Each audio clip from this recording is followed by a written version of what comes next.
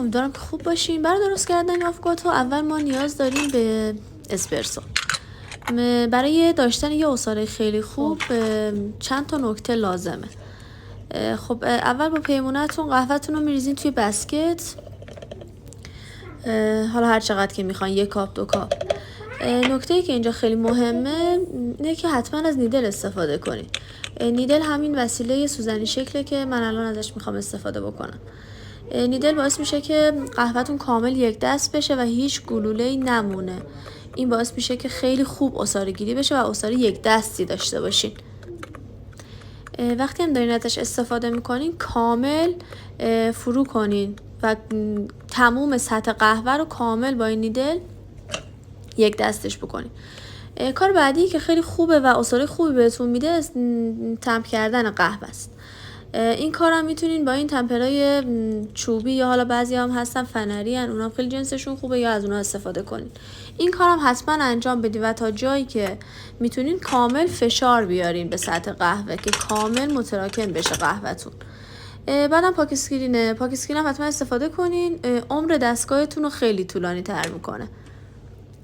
خب دیگه اینجا قهوه‌مون آماده است واسه عصاره گیری. برای داشتن آفوکادو هم حتما باید توی فنجون یا ماگتون بستنی باشه، حالا هر بستنی که دوست دارین، ولی معمولا وانیلی استفاده میشه که خوشمزه تر هم هست. برای هر نفر 2 تا اسکوپ بستنی کافیه. میخوام آفوکادو پستلوتوس درست کنم. من کرملوتوس اسموسشو گرفتم که یه بافت خیلی نرم و لطیفی داره. میزنید به کنار فنجونتون از همین کرم.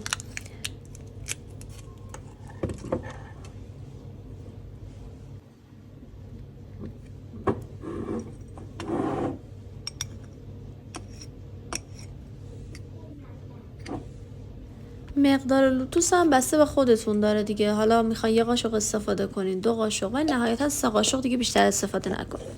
اون طرف دیگه فنجونتون هم کره پسته بزنید، دقیقا همینجوری که از کرم لوتوس زدیم.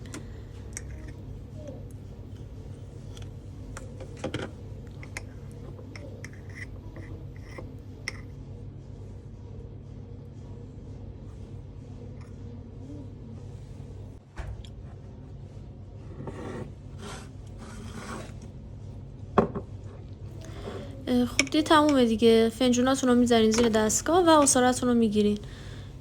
خیلی قهوه پر آبی نمیخواین.